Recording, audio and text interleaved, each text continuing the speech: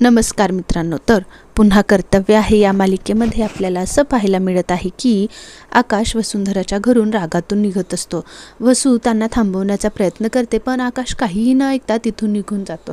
Lucky त्याच्या प्लॅनमध्ये successful ठरलेला असतो. इकडे जयश्रीला खूप टेन्शन यायला लागलेलं असतं की आकाशला सगळं कळेल, म्हणून ती स्वतःशीच बोलत असते की खरं तर ना मी आकाशपाशी अजून थोडा हट्ट करायला हवा होता, त्याने माझं नक्की ऐकलं असतं, तो गेलाच नसता. अवनी म्हणते की अहो आई, पण ते गेलेत ना, आता काय करणार? जयश्री म्हणते की अगं त्याचंच तर टेन्शन आहे ना, मला त्याला पाठवायलाच नको होतं. आता ती वसुंधरा काही पचकली म्हणजे? अवनी म्हणते की नाही, ते अशी काहीच नाही करणार, आपण बघू ना काहीतरी, असं म्हणून ते सगळे टेन्शनमध्ये असतात. ती अखिलला फोन लावायला लावते की अजून कुठे अडकलेत. तर तेवढ्यात आकाश तिथे पोहोचतो. आकाश पोहोचल्यानंतर जयश्री म्हणते की बघ, म्हटलं होतं ना मी. ती काय म्हटली ती वसुंधरा? आकाश शांत बसतो. ती खोदून खोदून विचारायचा प्रयत्न करत असते की तिथे काय झालं.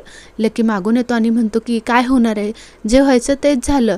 तिने कशासाठी लग्न केलं होतं आणि काय नाटक केलं हे तिनं स्वतःच्या तोंडाने सगळं सांगितलं.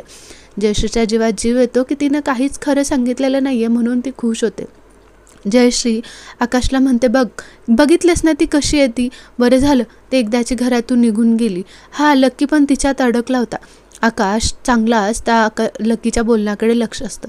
लकी म्हणतो की ती बाई जेव्हा ह्या घरात मी बघितलं ना, तेव्हाच माझं डोकं फिरलं होतं. फक्त ती तुमची बायको होती म्हणून मी काही बोललो नाही.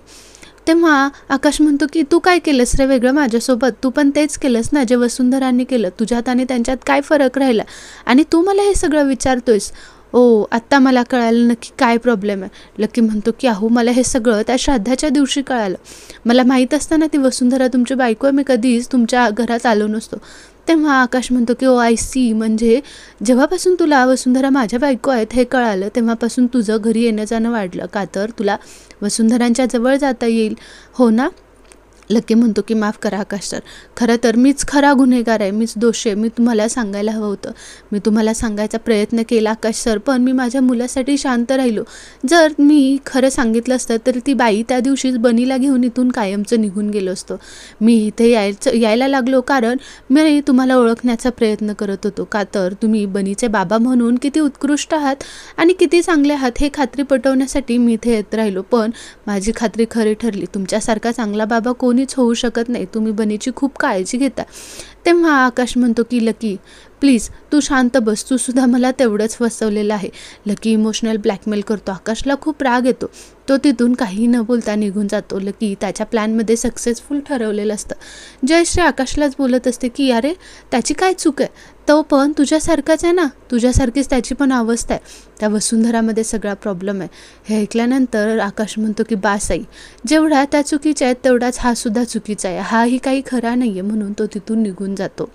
आतमध्ये गेल्यानंतर तिकडे बघतो तर चिनूमनू तिथे वाट बघत बसलेले असतात. चिनूमनू आकाशला बघून खूप खुश होतात. आकाशला बघितल्यानंतर चिनूमनू खूप खुश झाल्यानंतर आकाशच्या चेहऱ्यासमोर बनीचा चेहरा येतो. आकाश निघालेला असताना बनी त्याला अडवण्याचा खूप प्रयत्न करत असतो.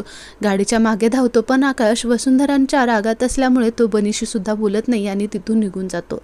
चिनूमनू म्हणतात की बाबा तू कधी आलास, आम्हाला कोणीच काहीच सांगितलं नाही. हे ऐकल्यावर आकाश म्हणतो की आलो, मगाशीच आलो. चिनूमनू म्हणतात की बाबा आता तुझी तब्येत कशी आहे? आकाश म्हणतो की चांगली आहे माझी तब्येत खूप छान आहे. चिनूमनू म्हणतात की ओके, आता पार्टी टाईम, आता आपण पार्टी करायची. चिनू, मनू, बाबा, बनी आणि बनीची आई. हे ऐकल्यानंतर आकाशचा चेहरा खाली पडतो. चिनूमनूला वाटतं की वसुंधरा घरी आली म्हणून त्या पळत खाली हॉलमध्ये जातात. हॉलमध्ये बघतात तर तिथे कोणीच नसतं. म्हणून चिनूमनू म्हणतात की अजून बनी आणि बनीची आई नाही आले का?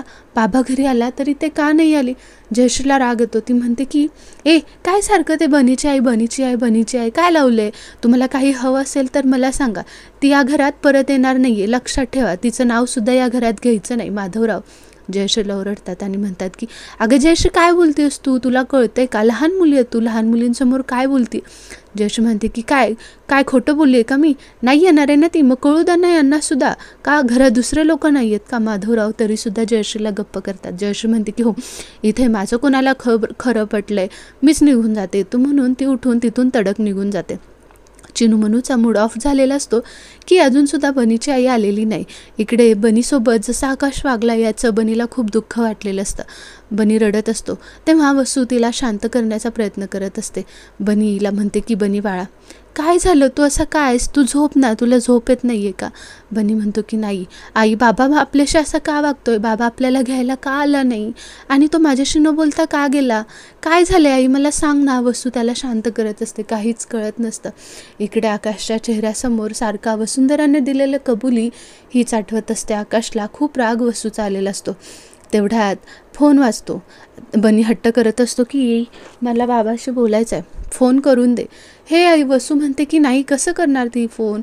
तरीसुद्धा बनी हट्ट करत असतो. तेवढ्यात आकाशचाच फोन वसूला येतो. फोन उचलल्यानंतर वसू बोलते की आकाशरावांचा फोन कसा काय आला, म्हणून ती उचलल्यानंतर ती बोलते की चिनू मनू मी बोलते.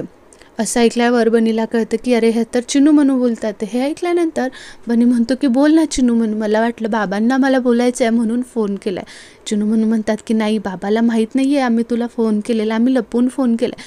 बनी म्हणतो काय झालं. तेव्हा चिनू मनू म्हणतात की अरे मला झोपच येत नाही आहे, मला अंगाई गायचं आहे, अंगाई ऐकायचं आहे. हे ऐकल्यावर वसू म्हणते की अगं बाळा पण कसं. चिनू मनू म्हणतात की हो, मला अंगाई ऐकूनच झोपवायचं आहे. असं म्हणून ती वसुंधरासोबत हट्ट करते. नंतर बनीसुद्धा हट्ट करायला लागतो. पोरांच्या हट्टासाठी वसुंधरा म्हणते की बरं तुम्ही अंथरुणात जावा, पडा, मग मी बोलते. त्यानंतर ती तिन्ही पोरं झोपतात आणि ती अंगाई गाते. अंगाई गायल्यानंतर त्यांची कधी झोप लागते हे कळतच नाही. वसुंधरा थोड्या वेळाने हॅलो हॅलो करते तर झोपलेले असतात. म्हणून त्या म्हणते की चिनू मनू बाळा तुम्ही झोपला का. तर तिथून काहीच आवाज येत नाही.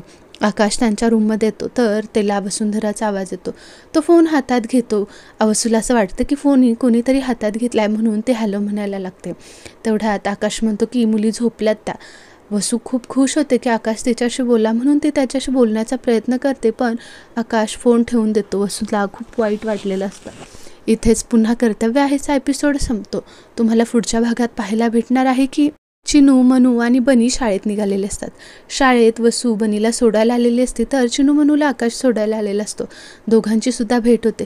वसुंधरा आकाशशी बोलण्याचा प्रयत्न करत असते की आकाशराव माझ्याशी तुम्ही एकदा ऐकून तर घ्या, मला काय बोलायचं आहे. आकाश काहीच ऐकण्याच्या मनस्थितीत नसतो. तो तिला म्हणतो की ऐका, बनीला त्याचा खरा बाबा कोण आहे हे कळायलाच हवं. जर तुम्ही सांगणार नसाल तर मी सांगेन. हे ऐकल्यानंतर वसूला खूप वाईट वाटतं आणि ती महत्त्वाचा निर्णय घेते. इथेच आपल्याला पुढे काय होणार आहे हे पाहायला मिळणार आहे. तोपर्यंत तुम्हाला हा व्हिडिओ आवडला असेल आणि या चॅनलवरचे अपडेट्स आवडत असतील तर आपल्या चॅनलला लाईक करायला, शेअर करायला आणि सबस्क्राईब करायला विसरू नका. थँक्यू.